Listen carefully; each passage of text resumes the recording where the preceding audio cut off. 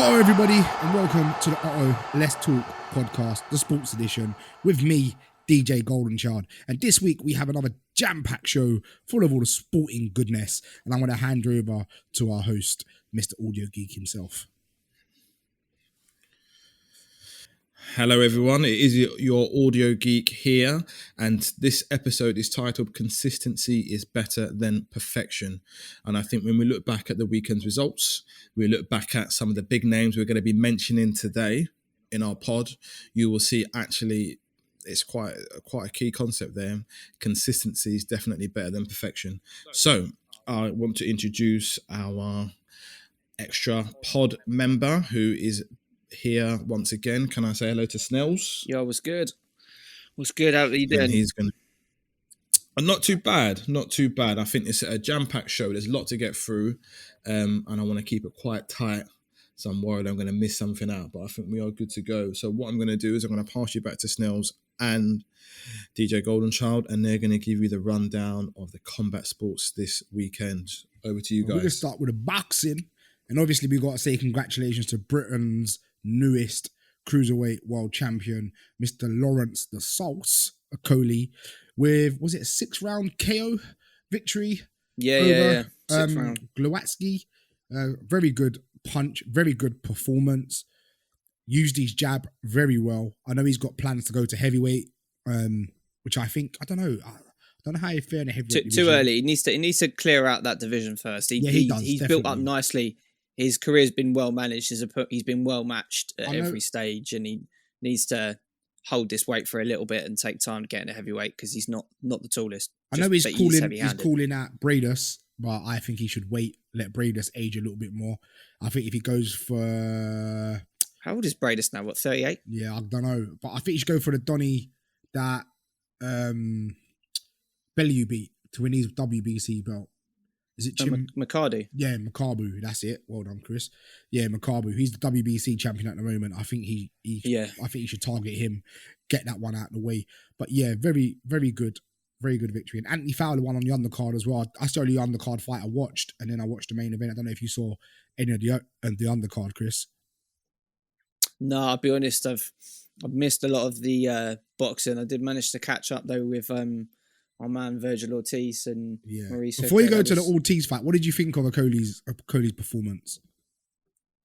I think he's very well coached, isn't he? I think has he got the same coach as Shane McGuigan. AJ, Shane McGuigan. He's Shane, is he? Yeah, Shane McGuigan.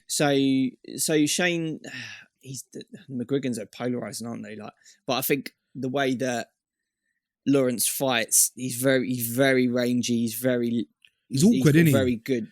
He's got very good hard straight punches, and he's very strong for the weight. If he sticks to the outside, just fires the straight shots, I think he's a problem for anyone. I definitely think heavy-handed. He should stick to the boxing and not the rapping. I'm not going to lie. We weren't really feeling the rap tune, but he's put a rap tune out. He's also an author now. He's also released a book. So he's got his hands in a lot of pies. He calls himself the Sauce. So like Al said earlier, there's a big difference between the sauce and juice, right, Al? But yeah, but you know what? It was a good performance. Yeah, if you want to know that, I suggest you go and listen to a Justin Timberlake track on one of his most recent albums, and there's a very famous skit, very famous meme where we talk about the difference between sauce and juice, and maybe when you get a little bit older, Gravy, and get some hairs on your chest, I'll give you the rundown of what that means. To listeners that have just joined us, if you don't know, my name is DJ Goldenchild, but my nickname is Gravy. So you might hear people say Gravy or Goldenchild or Greg, which is my name, but I just want to clear that out for new listeners. But yeah, other fights on boxing, Chris, was Ortiz versus Hooker, which was for the vacant WBO. You said. Tell us a bit more about that. Yeah. Welterweight vacant WBO. That was Mr. Crawford, one of Mr. Crawford's belts. Quite simply, Hooker is, I think he's done at the elite level. I'm not quite sure. He's just kind of clinging on. I think he needs to move up weight now. Except the fact that he's a big grown ass 6 foot man and he can't keep making 147 pounds. It's just ridiculous. But yeah, Ortiz looks very good. He's only 22, you know. He's got like Yeah, he's young. He's young. I'm not he's convinced. 16-0. by the I way. think he's got like 12 knockouts in a row, like which at welterweight is impressive. Like that's not a heavy weight to be keeping the knockout run going. Obviously you can go lower than that, and you see people like Tank who just knocks everyone out because he's ridiculously heavy-handed. But no, this kid looks decent. It'd be interesting to see how he copes with a level up. Maybe he would be a good comeback fight for someone like Errol Spence. Obviously, he's been out of the ring for a long, long time since his accident when he wrapped his car around a tree and nearly died. So the fact that he's even still breathing is amazing. So if he can get back to elite level, that'd be quite interesting to see. That'd be a good comeback fight for boxing everyone. fans need to be a bit realistic. If we think all these guys like in the welterweight, like they ain't gonna fight. No, they're not. They're not fighting this year. They're not. Politics. 100%. The fight that everyone wants, the boxing purist. I'm not talking about the armchair boxing fans or the casual boxing. The real boxing purists want to see Spence versus Crawford. I just don't think that fight. Do you know what that fight reminds me of? It reminds me of Pacquiao Mayweather. Like I just think it will happen. It will happen too late. Yeah, 100%. When it'll be too late. Crawford has said he's over it now. He's really looking at other fights, which is a weird one. His attitude was kind of almost mocking the situation. I think, okay, yeah, there may have been some playing around with A side and B side and numbers and all that, but like Errol Spence was legitimately out of the game for a while. Yeah. But yeah. Anyway, moving on because we could be chatting about the politics of boxing for the longest of times. The UFC just gone. We had quite the card. We had Brunson versus Holland. Now Holland, for all of you that know about him, you'll think, okay, he's a joker. For those that aren't so keen, he's one of these really strange fighters that, particularly now that crowds are gone, you noticed actually talks to everyone in and out the cage whilst fighting. He's very vocal. Like he laughs, he jokes, he has a laugh at weigh-in, he has a laugh during the fight, he has a laugh after the fight. He's quite interesting. Some people think he doesn't take it seriously, but it is what it is. He was kind of on a decent win streak. I think he fought 5 times last year, won all 5, which is very impressive, particularly in his weight category. He was unbeaten, wasn't he? Yeah, he was. Yeah, 5 out of 5. He toppled one hype train as well. Oh, it's gone out my head. But anyway, yeah. So obviously, Derek Brunson's largely considered as like the gatekeeper for the middleweight division, which he doesn't really like, but he doesn't mind it at the same time.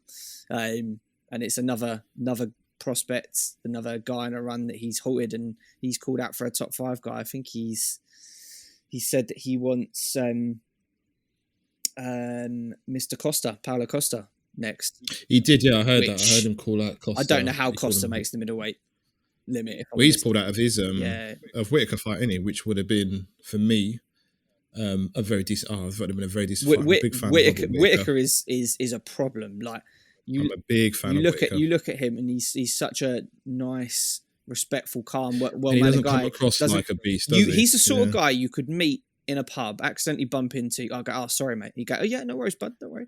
Or you could like accidentally spill his pint, and you go, and if you apologise, he'd be like, yeah, no, it's all right, don't worry about it.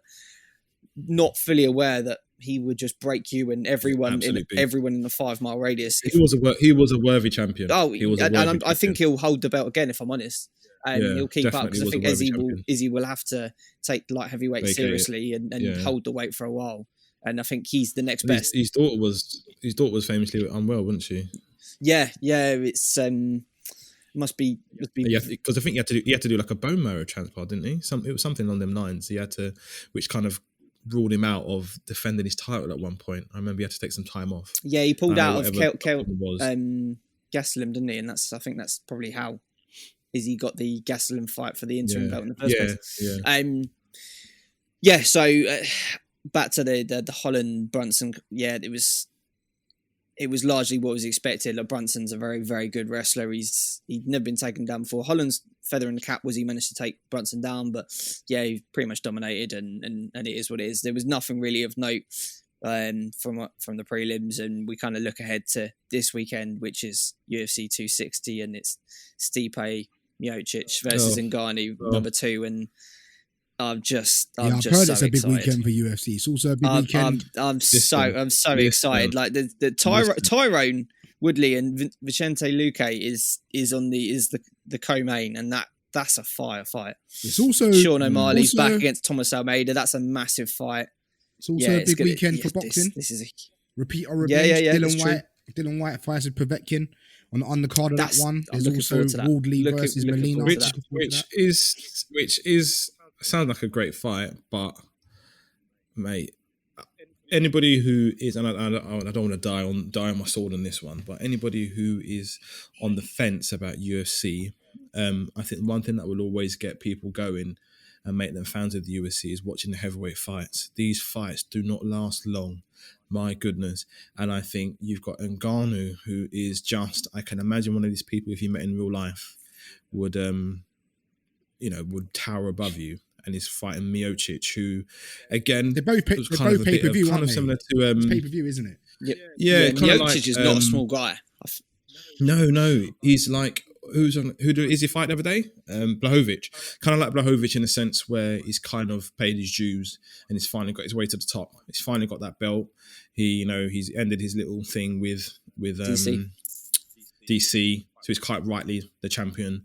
And I just can only see fireworks. Someone's getting knocked out, and I've got a sneaky suspicion it might be Miocic. I don't know what you think, Chris, but I think Ngannou might finish him. I think Miocic is still the man. He's one of these prize fighters, and I say prize fighters because when the big lights are on, he's got that clarity of vision and purpose. Like, he doesn't lose his head. Like he only lost to DC with like a freak sort of overhand right from a blind clinch. Like, it can happen. Yeah. It's a heavyweight. Like, exactly. These are big guys that can punch. You can catch you on the chin. It's not night. But he's already fought He's already fought Ngannou once, and I think that will play on Ngannou because Ngannou's proven that his head can go, in the sense that he lost, didn't he? And then he fought Derek Lewis, and they had that absolutely shocking snore fest for 3 rounds, and neither of them barely threw a punch. Obviously, he's a different guy now. He's a better fighter, but I think Miocic will be smart, get it done, wrestle him, clinch him up, and the guy can box as well. Just because Ngannou is an absolute powerhouse freak, like, Miocic is more than capable of knocking Ngannou out, and I think he could well do it. I just got a feeling Miocic gets it done. Well, you heard it here first. Chris is going for Miocic. I'm going for Ngannou. Loser leaves the pod forever. And what about your predictions for the Dylan White Povetkin fight? What are you saying, guys? Repeat or revenge? I'll leave that to you guys. If I'm honest, I'm not that interested in that fight. I'll leave it to you guys. I'm going to say Dylan White as well. Points. Dylan White points. Yeah. Yeah, I think he'll box smart. He won't take get too many Jordan risks, to a firefight. Look, last time when he got too comfy, when he got knocked out last time, I saw the Grim Reaper in the background, and the song was "Come With Me" because I was doing that with one uppercut, bro. Take you to the crossroads, you won't be alone. Even the referee caught his spirit before it hit the ground, bro. I was thinking, boy, this fight, you're over. And I'm gonna miss there, yeah. That is Povetkin's shot, like the shovel, like uppercut cross. Left hook. I just think it's just a disgusting shot. But if White loses this fight, he becomes the new Chisora, who'll then be a gatekeeper. I'm being serious. I think he's got to let his world title one. He is better than Chisora. He is better than Chisora, but it's a hammer blow for him. It's a hammer blow. Also, if he loses the rematch. Boxing newsflash: the Andrew Ruiz Chris Arreola fight has a new date, which is gonna be the 1st of May. Can't believe that fight is actually pay-per-view, but yeah, it is what it is. But Al, I think that's our fighting combat sport done. And guys, before we move on, Audio Geek takes over. I knew you were going to say that. I was just about to say, before you pass it over to me, please say what you've got to say, because you're just going to interrupt me and say it anyway. Boy, don't forget, like, share, leave a comment and subscribe if you like us. And if you like us, give us a thumbs up. It does help with our algorithms. We are available on Spotify, Apple Music, and Google Podcasts and Overcast as well. Ouch, the floor is yours now. Chill. Now I'm just waiting for me to get started in the first minute, and he's going to say before you do that. So you done? I'm done. Or you waiting to? I'm done. Wicked. I'm still waiting for him to do it. Right, before you do that, I forgot. I'm joking. Let's move on to the European results. There's lots to talk about, so I'm going to try and fly through it because we've got even internationals, we've got Champions League, we've got Europa League, we've got WSL, we've got all that to come. So let's talk about Serie A first. So we're all on an international break, so Serie A does not return until early April. In the meantime, Inter top the league with 6 points and a game in hand over their city rivals Milan. Milan themselves beat Fiorentina 3-2 on the weekend. But Juve were not able to put more disappointment behind them and actually tighten the grip on second place that Milan have. They took on 16th place Benevento at home, and guys, they lost. Benevento themselves halting an 11-match winless streak. Benevento are managed by an Italian legend. He's a striker, arguably one of the best scoring Italian strikers. Can the pod guess who that is? It's Mr. Offside Trap himself, isn't it? It's Filippo. Of course, it's Pippo Inzaghi. He is the manager of Benevento. No, Ferguson hates. Wasn't he at Lazio? Wasn't he Lazio gaffer for a bit? I think that's Simone. That was Simone. Was that not Simone? Simone, I think. Possibly Simone Inzaghi. But anyway, Ronaldo was presented in that loss right before with a special shirt to celebrate his new record career goals, which we know is 770.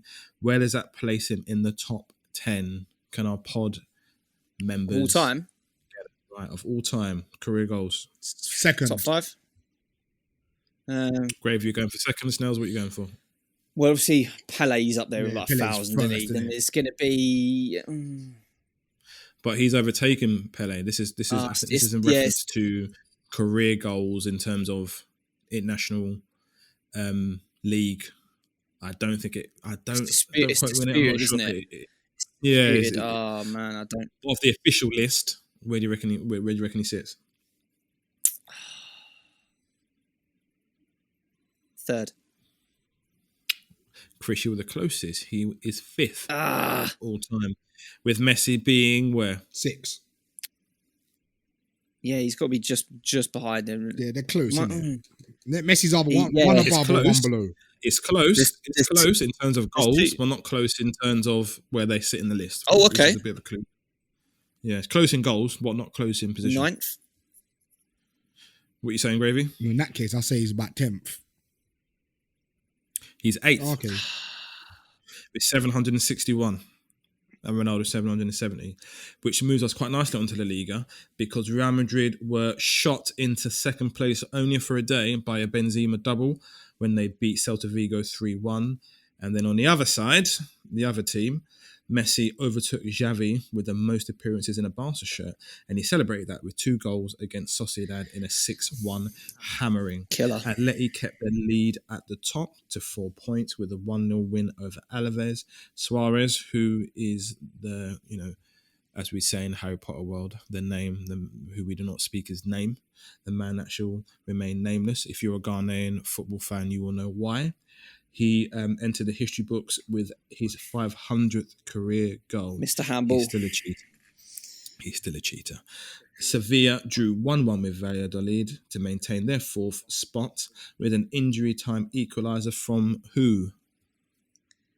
Sorry, which team? Sevilla. Injury time. Who scored the injury time equaliser? I haven't got a clue.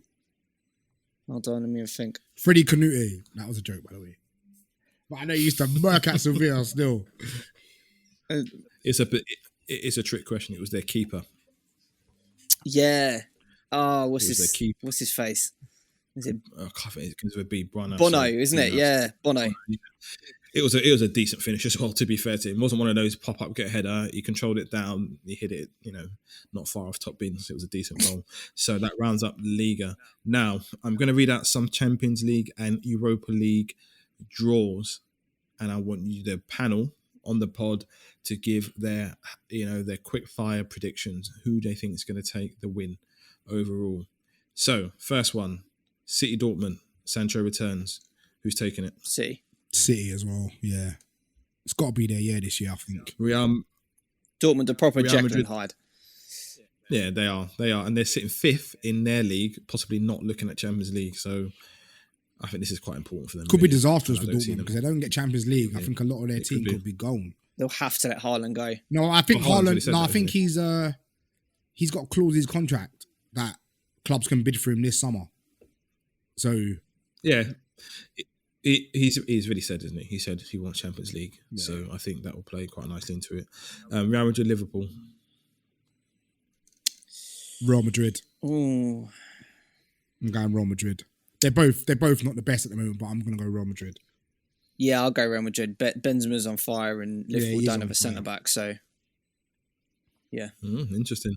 Replay of the Champions League final, Bayern PSG. Bayern. Fine. Twice on Sundays. Yeah. There you Pochettino ain't got that. Porto, in his Chelsea. record. Chelsea.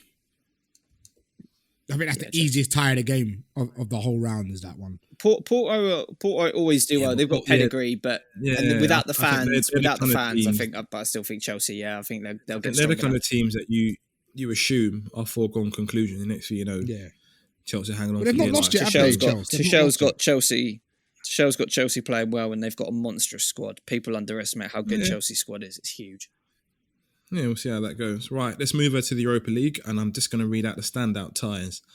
Arsenal versus Slavia Prague, who in theory shouldn't even be in the competition. Listen, my boys have got to get it done, not just for the fact Saka that better be on we his- need to try and win a European trophy, They'll- which we have a woeful record in. But yeah, They will send for Saka. Saka needs to bag. Partey needs to bag. Aubameyang, Lacazette. I'm even happy if El Neni comes in and gets a hat trick. Yeah, it's this lot Arsenal need to though. get it. It's Arsenal though. I'll definitely be watching the game and have to rely on Chris. They'll be up. No, they'll be up for it. They'll be up for it because if Aubameyang don't start, it'll be Lacazette as captain. Like, there's definitely going to be some extra motivation, and a lot of our key players, being black, surely are going to be feeling a certain way. Not to say the white players won't, but like we should be dispatching. And I think correction there. I think I might have said Sparta Prague. I meant Slavia. Yeah, I think we should be dispatching of Slavia Prague real quick. If I'm honest, like they're a good team. They're a good team. For justice, because I think, did you actually hear? So Glenn Kamara came out he and released said a what was said to him. It was said. They called him a monkey, disgusting. innit? You watch the clip, you can actually see him walk up to him and whisper it in his ear like a coward. Yeah. And I think that the bigger cowardice is from Slavia Prague as an organisation, because they've called them liars. They've tried to take out legal action against them for some suggestion that they were assaulted on the pitch and he was punched in the face. All this nonsense. They've got their ultras uploading racist. Instagram, But I'm not going to lie. It's, Do you know what? It's a disgrace. It's an absolute If that disgrace. was me, I would have given him the Eric Cantona of kicks, bruv. I'm not even joking. I know you couldn't. I'm not. He should I'm have not walked off. condoning. He should have I'm walked not off. Gerard talked about I'm it. not He should have walked condoning any violence, but boy, you know what? Those who can't hear must feel, innit? So boy, I just would have given him the Eric Cantona. I just think sometimes things are more important than progression in the cups, and I think in that kind of scenario, I think that It will happen. Gerard said that he wasn't thinking clear enough at the time and wanted to continue. And it's not a criticism of Gerard. No, don't kill me for this. I'm not saying it's a criticism on him. I'm just saying Gerard should have taken the decision. And some people might argue it's best to hear what the victim has to say rather than make that decision. But I think he should have taken the decision at his hand, take his team off. That's unacceptable. To have such blatant, at least be covert with it. To have such blatant disregard and to walk up to a black man and talk in his ear and tell him you're a monkey and you know it, and walk off as if you said nothing. If it happens, and then have your team against Arsenal, I hope it's not good enough. Aubameyang walks us It's off not the good pitch. enough. You have to, because there's only one way to prove a point, and if it means you don't progress in a cup, if it means you lose something, then the respect that you will have. Do you know what though? I'm sort of glad across the world is worth. I'm sort more. of glad that there's no fans in the stadium, because our black players would have got it out there. Jeez, can you imagine? So I'm glad that there is no fans in the stadium, and I don't think the players will. He might get tired. You know what? We have to just see in it. Yeah, no, he's not getting charged. He's not getting charged. They shouldn't even be able to play Arsenal. They should be investigating it so they ain't got the quickly. balls to do that. And if they're found guilty, they should be out of the competition. The players now, they sometimes do like player commentary, don't they? They do player cam, like where they're wearing like, just give every player that mic and then see if they've still got the same energy, because then it'll pick it up when it be Well, one of his irrefutable. Rangers teammates heard it as well, didn't he? So Yeah, Kamara Roof heard it. They heard it. Two people heard so it. another one. There's no debate here. There's absolutely no debate. Two people heard it. The person it was said to, and his teammate. They heard it. They completely heard it. And there's no In fact, excuse I'd have for ran it. to the I'd have ran to know, the sidelines, got some magic powder, powdered up my hand, and then slapped him one. I think I'd have done that. Because ultimately that adds to the fact that Fred was racially abused in the FA Cup game, which we'll get to later. And I think I missed that one. People are starting to realise. So he, we'll get to that FA Cup game, and I'll talk about it a bit more then. But yeah, he was racially abused. But by a Leicester player, we'll get to that. Right. No, man. No. Okay. But we'll get back to that. So Granada United. Who's taking that one? United should. Granada United should. are not there by fluke. Like who did they beat that I thought should have handled them quite nicely? Let me check that real quick. Wait, this quarterfinals is it? Yeah. No, it's not. Sorry, it's last 16. I think it's not quarterfinals. As a United fan, I'm going to say we're going to lose that because that is exactly United's kind of game to lose when there's no pressure on. The same way we lost to Sevilla a couple of seasons ago in the Champions League, when there is absolutely no reason on God's green earth you should lose that game, we will go and lose it. So as a United fan, I'm openly saying we're going to lose that game. Semi-finals and mate, listen, there's no more discussion there. We're going to lose that game. Right, the other standout tie is, while Chris checks that, is Roma Ajax. That's tough. That's tough. I'm going to go with Ajax because I think Roma have had inconsistent form. I think I'm going to go Ajax as well. Roma. I'll go Roma. Okay. Because this isn't the same Ajax team that got Champions League semi-final. Yeah, true. It was Napoli. That's who Granada beat. There you go. That's no mean feat. I think United would get that done. I think that'd be one of the games that Pogba turns up for.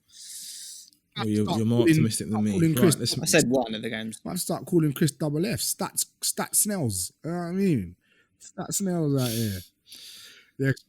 Right. So let's move on to our WSL. Bristol City drew with Spurs, and that took them off the bottom of the table, which was unfortunate for West Ham, who are now down rooted at the bottom because they can only manage a draw against Birmingham. They've got 7 games left, so it's not looking really good for them. They were a very decent side a few seasons ago. There's a very interesting documentary about them on iPlayer because Jack Sullivan's son is the kind of like their CEO. And yeah, they're not doing too great at the moment. Their best player has just been loaned out to Everton, so they're not doing particularly well. Arsenal, they tightened the gap to United, who are in third with a 2-0 victory over United. So that was unfortunate for United. So they need to pick up a bit of form if they're looking to disrupt City, who are in second.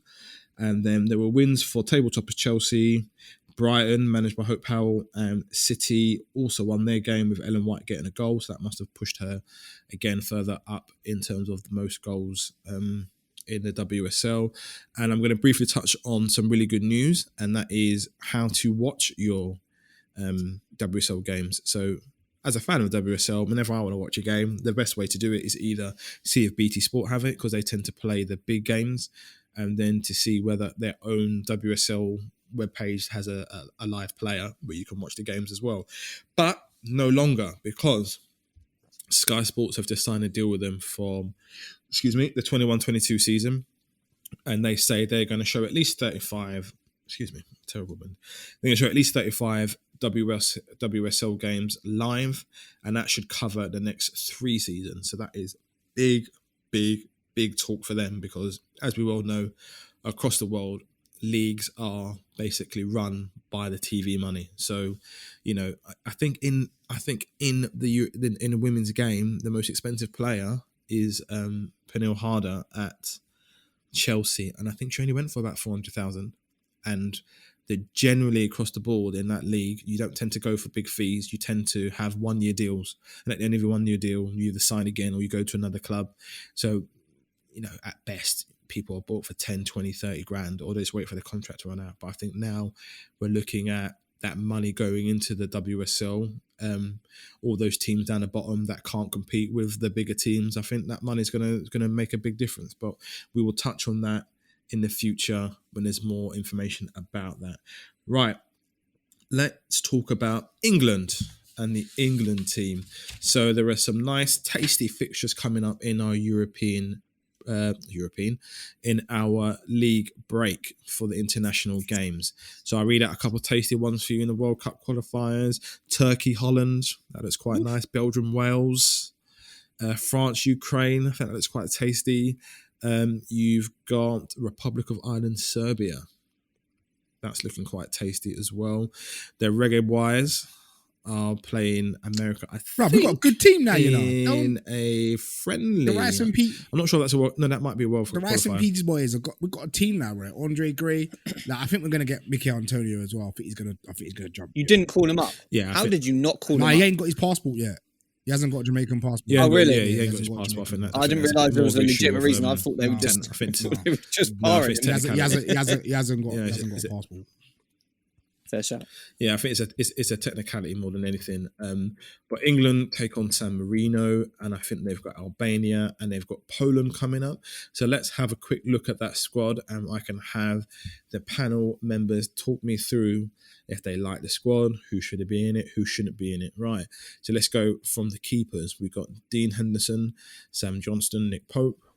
Our outfield players are Ben Chilwell, Connor Cody, Reece James, Harry Maguire, Tyrone Mings, Luke Shaw, John Stones, Kieran Trippier, Kyle Walker, Jude Bellingham, Eric Dyer, Phil Foden, Jesse Lingard, Mason Mount, Calvin Phillips, Declan Rice, Bukayo Saka, James Ward-Prowse, Dominic Calvert-Lewin, Harry Kane, Marcus Rashford, Raheem Sterling, and Ollie Watkins. So I'll go first on this and get this one out of the way.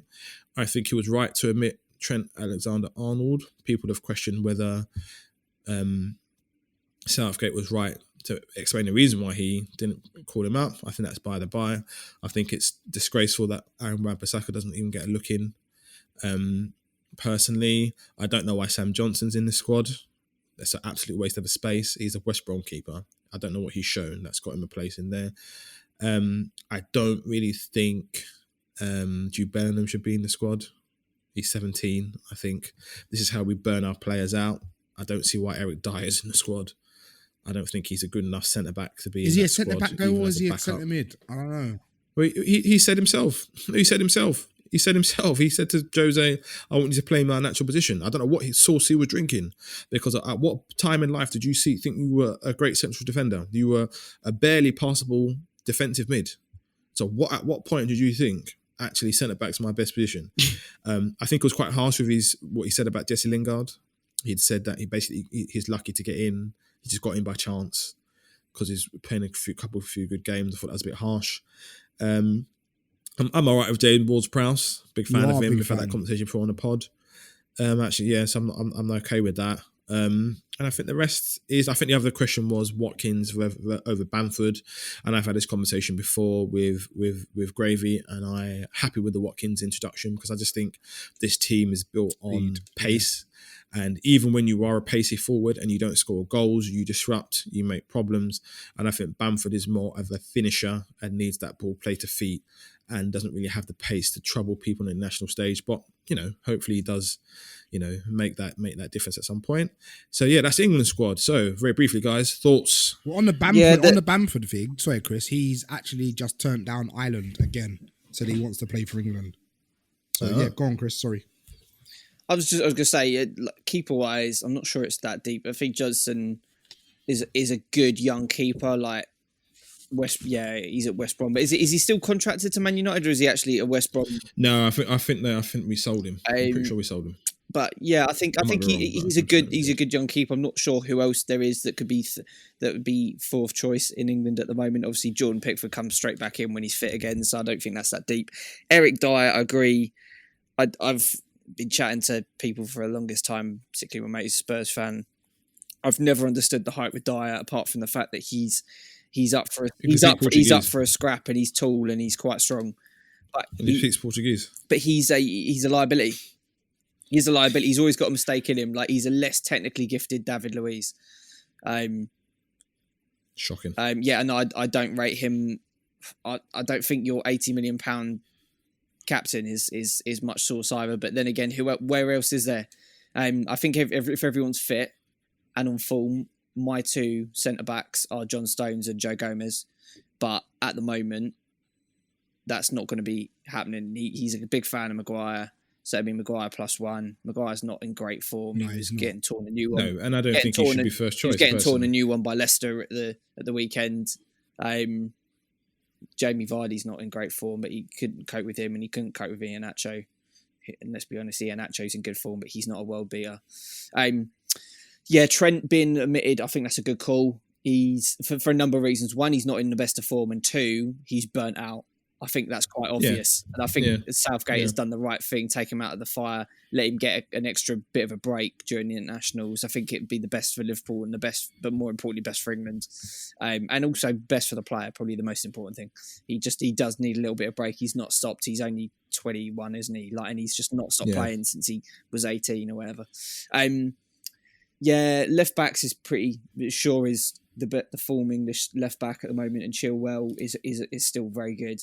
Albeit not playing too much, but we haven't got as much options there. Trippier is a very good defensive right back. I can see your gripes with Wan-Bissaka, but I think Trippier hasn't done enough to get himself dropped, if that makes sense. Wan-Bissaka, I just think you've got you. This is what I said to Gray the other day. I think Kyle Walker has been used in that 3-man. And that's why he's there, isn't it? If we go to a 5, he's a right centre back, and 3, isn't he? And that is exactly what Wan-Bissaka is. If you want to talk about pace, you want to talk about defending fullbacks. There aren't much better than him in the Premier League, and I wouldn't necessarily have him starting because yes, you probably want a wing back in that role. And Kieran Trippier. It'd be interesting to see him Alexander in that role. Arnold, See him play that Reece James. But the thing about it is, you've got those. Reece James, yes. Trippier, yes.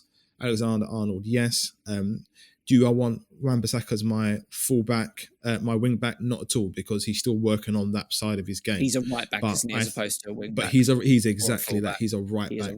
And I think if there's any issues and you just need a solid defensive player playing in that back 3 on the right side of that back 3, and Kyle Walker's good enough to do it, I think you're going to lose him. You're going to lose him to Congo because he's already thinking about it. I think you're right. Particularly in a tournament, you need players that can play a different way. Yeah, just come on for the last 10 minutes and keep it tight. I would agree, but I think Reece James absolutely would be the first right back. He's 100%. Been quality for Chelsea, and he's only getting better. The thing is, I think it's such a Southgate team.